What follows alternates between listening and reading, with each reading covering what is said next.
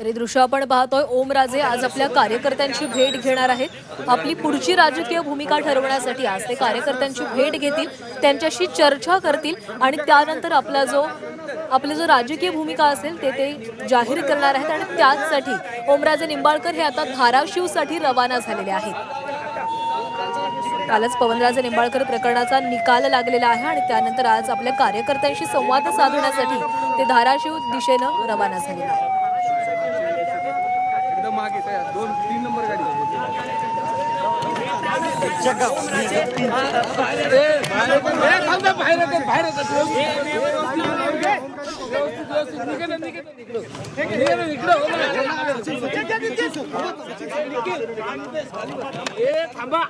दृश्य आपण पाहतो. ओमराजे निंबाळकर हे धाराशिव दौऱ्यासाठी निघालेले आहेत. आज आपल्या कार्यकर्त्यांसोबत पदाधिकाऱ्यांसोबत ते संवाद साधतील.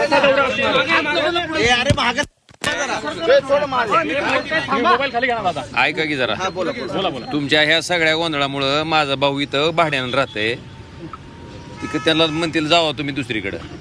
काय झालं, ही रोज कालवा शेवटी सोसायटीतल्या लोकांना त्रास होतोय आणि काय माझ्या मालकीचा फ्लॅट नाही, भाड्यानं राहते. त्यामुळे फक्त तुम्ही जरा संयमानं घ्या. मी काल सांगितल्या पद्धतीनं आज धाराशिवमध्ये जातोय. माझ्या कार्यकर्त्यांना मी वेळ दिली आहे 4 वाजताची. धाराशिवमध्ये गोर्धनवाडी या ठिकाणी मी सगळ्यांना बोलवलंय. सगळ्यांशी चर्चा करून मग मी माझा निर्णय त्या ठिकाणी जाहीर तुम्ही सही केलेली आहे की नाही या प्रश्नाचं, हो किंवा तुम्हाला काय जे उत्तर आहे, माझी काय भूमिका आहे ती माझ्या कार्यकर्त्यांशी चर्चा करून ठरणार. काय चर्चा मी तुम्हाला सगळ्या बाबतीत एवढं सांगतो की मी ज्या पद्धतीनं सांगितलं की ही कलियुग आहे. काल मला वाटतं 3 जून 2006ला जी दुःख आणि यातना आमच्या सगळ्या परिवारानं, समतकाजीच्या परिवारानं भोगली, मला वाटतंय काल 20 वर्षाच्या नंतर तीच दुःख, तीच यातना त्याच दिवशी. कारण माझ्या वडिलांचं 3 जून 2006 रोजी अशा पद्धतीनं गोळ्या झाडून हत्या केली होती. आणि काल त्या दिवशी शनिवार होता आणि दुर्दैवानं कालच्या निकालसुद्धा शनिवारीच होता. मला ह्या गोष्टीचं दुःख वाटतंय की सन्माननीय कोर्ट म्हणतंय की हत्या करण्याचा उद्देश पण होता, म्हणजे मोटिव्ह प्रूव्ह केला कोर्टात. सन्माननीय कोर्ट म्हणलं की राजकीय वैमनस्य होतं, पण दुर्दैवानं मग मारलं कुणी. ह्या सगळ्या गोष्टी सन्माननीय कोर्ट मान्य करते, पण शेवटी न्यायिक प्रक्रियेमध्ये कोर्टाचा सन्मान प्रत्येकाला करावा लागतो. त्यामुळं कोर्टाच्या निर्णयाचा सन्मान करून त्या निर्णयाच्या विरुद्ध हायकोर्टामध्ये मी जाणार आहे. आणि अशा प्रसंगामध्ये वाईट ह्याच गोष्टीचं वाटलं की आयुष्यभर, म्हणजे ज्या दिवशी माझे वडील गेले त्या दिवशीपासून मी माझ्या राजकीय कारकिर्दीला सुरुवात केली. सुरुवात करण्याचं कारण ही माझे वडीलच होते. फक्त मला दाखवून द्यायचं होतं, त्यामुळे लोकांच्या संपर्कात गेलो. प्रत्येक माणसाच्या कामाला प्रामाणिकपणे पडायचा मी प्रयत्न माझ्या राजकीय जीवनामध्ये केलेला आहे. सामान्य लोकही सगळं जाणतात, पण एवढ्या सगळ्या चांगल्या कामाचं मला वाटत होतं की जो न्याय मी स्वतः त्यांचा मुलगा म्हणून आणि माझा परिवार त्या ठिकाणी मागत होता, दुर्दैवानं तो न्याय काय मला त्या ठिकाणी भेटू शकला नाही. आता हायकोर्टात त्या ठिकाणी CBI जाणार आहे. CBI हायकोर्टात गेल्याच्या नंतर त्या ठिकाणी ज्या कोर्टातल्या सगळ्या गोष्टी तपासातल्या समोर आल्यात खालच्या ट्रायल कोर्टामध्ये, त्याच्या बाबतीत ह्या निर्णयाच्या विरुद्ध त्या ठिकाणी आम्ही दाद मागणार आहेत. अपेक्षा इतकीच आहे की त्या तपासाचा CBIनं जो तपास केला त्या तपासाचा सगळा अँगल बघून त्या ठिकाणी हायकोर्टानं न्याय द्यावा.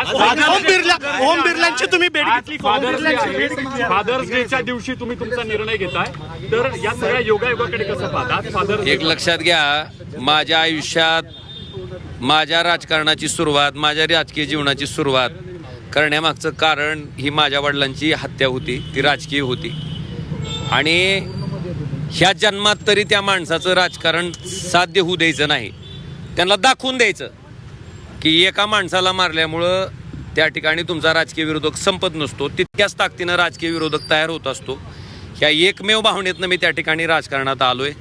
आणि हे मी आज सांगतोय असं ना, मी हे वारंवार सांगितलंय. आणि मग त्याच्यासाठी सामान्य माणसाच्या संपर्कात आलो. आज सामान्य माणसानं मला आज इथपर्यंत पोचवलंय. त्याच्यामुळं निश्चितपणे त्या माणसाचा मला वाटतं पहिला अधिकार आहे. तर त्यांच्याशी चर्चा करून मला जो काही राजकीय निर्णय ठरवायचा तो ठरवेल. ओम बिर्लांची तुम्ही बैठक केली का?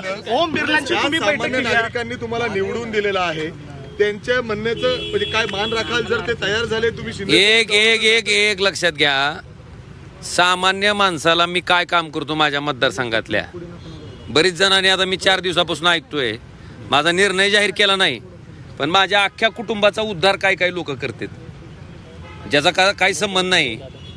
कारण ओमराजे ज्याच्या कामाला पडलाय, ओमराजे ज्याच्यासाठी झटलाय, ज्याला ओमराजे त्याच्या घरातला माणूस वाटतंय, मला वाटतं ती माणूस तर त्याच्या घरातल्या माणसाला म्हणजे त्याच्या कुटुंबातल्या व्यक्तीचा अशा पद्धतीने उद्धार करेल मला वाटत नाही. पण काही लोकांनी केला, सहन केलं, मी तेही सहन केलं. पण मला एवढंच म्हणायचं आहे की ह्या राजकीय प्रक्रियेमध्ये माझ्या कुटुंबानं नेमकं तुमचं काय वाटोळं केलंय, माझ्या कुटुंबातल्या कुठल्या व्यक्तीनं तुम्हाला त्रास दिलाय? बरं, माझ्या निस्त्या चर्चेनं जर मी 3 दिवसात इतका वाईट होत असेल तर खरंच इतका वाईट आहे का मी? बरं, रील स्टार म्हणून माझी ही नवनी करते. रील स्टार असलेल्या माणसाला लोक मत टाकतात का? बैठकीला चर्चा सुरू झाली. आणि एक एवढं सांगतो तुम्हाला साहेब, माझ्या वडिलांच्या केसचा निकाल होता, 16 तारीख ठरली होती, 16 तारखेची 20 तारीख आली. 20 वर्ष आम्ही त्या केससाठी झटतोय. तुम्ही उद्धव साहेबांसोबत बोलले का? मी आपल्याला एवढं सांगू इच्छितो की जो काही माझा राजकीय निर्णय आहे तो मी धाराशिवला जातोय, तिथं सगळ्याशी चर्चा करेन आणि माझा निर्णय जाहीर. फक्त माझी तुम्हाला एवढीच विनंती आहे की इथल्या सोसायटीतल्या लोकांना त्रास व्हायला नका तुम्ही. आज सगळी चर्चा करून झालं तर आज, नाहीतर उद्या. ओम बिर्लांची तुमची बैठक झाली का? ओम बिर्लांसोबत बैठक झाली. तुमच्यासोबत येतात. कालपासून शिंदेचे कार्यकर्ते शहराध्यक्ष असतील किंवा बघा, दोन्ही पक्षाची भावना आहे, दोन्ही पक्षाचे कार्यकर्ते आहेत. मी का कोण मला सोबत यावं, कोण सोबत राहावं ह्याच्याबद्दल मी ठरवू शकत नाही. आता तुम्ही जर आलेत माझ्या बरोबर, जर यायचं ठरविलं तर मला आले थांब ना बाबा, मी तुम्हाला म्हणू शकतो का की नाही ना तुम्ही यायचं नाही माझ्यासोबत? राजे, ओम बिर्लांना तुम्ही भेटला? मी तुम्हाला एकच प्रश्नाचं उत्तर देतो की माझी जी काय राजकीय भूमिका आहे ती मी आज चर्चा करून झाला आज, नाहीतर उद्या मी स्पष्ट करेन. ओमराजे का दुखवले तेवढे अचानक? मला दुःख एक लक्षात घ्या, सन्माननीय उद्धवजी, सन्माननीय आदित्यजी आणि बाळासाहेबांच्या कुटुंबानं बद्दल माझं कधीच एक शब्द अवाक्षर जाणार नाही, गेलेलं नाही. पण दुर्दैवानं माझी इंटरव्ह्यू छापले तुम्ही. ठीक आहे, मी बोललो असेल तर तुम्ही छापा, पण न बोलता तुम्ही जर माझी इंटरव्ह्यू तशा पद्धतीनं छापणार असाल, मला वाटतं त्या गोष्टीचं मला प्रचंड दुःख आहे, वेदना आहेत. मी एक लक्षात घ्या, साधा विषय सांगतो मी. लोकसभा असेल, विधानसभा असेल, ह्या निवडणुकीमध्ये निश्चितपणे लोक पाठीशी राहिले, प्रचंड पैशाची ताकद, सगळी ताकद असताना सुद्धा. पण ज्या स्थानिक स्वराज्य संस्थेच्या निवडणुका झाल्या, तुमच्या माहितीसाठी माझ्या लोकसभा कार्यक्षेत्रामध्ये जेवढ्या पंचायत समिती आहेत, जेवढ्या नगरपालिका आहेत, त्या सगळ्या ठिकाणी अख्ख्या लोकसभेत एक सुद्धा पंचायत समिती माझी निवडून येऊ शकली नाही. एक सुद्धा नगरपालिका माझी निवडून येऊ शकली नाही. मग खरंच आम्ही इतके वाईट आहेत का? मी असेल, आमदार कैलास पाटील असतील, प्रवीण स्वामी असतील, सोपल साहेब असतील, आम्ही 24 तास लोकांसाठी देतो. तुम्ही लोकांना विचारा, मी म्हणतोय म्हणून माझ्या शब्दावर विश्वास ठेवू नका. आम्ही लोकांसाठी उपलब्ध आहेत का नाहीत? आम्ही त्यांच्यासाठी काम करतो का नाही? मग अशा परिस्थितीत मशाल ह्या चिन्हावर उभारलेल्या आमच्या लोकांना पराभवाचं तोंड का बघावं लागलं? आणि इतकं वाईट, माझा आज सोमनाथ गुरव नावाचा कार्यकर्ता धाराशिवमध्ये निवडणूक लढत होता, 3ऱ्या नंबरला जावं.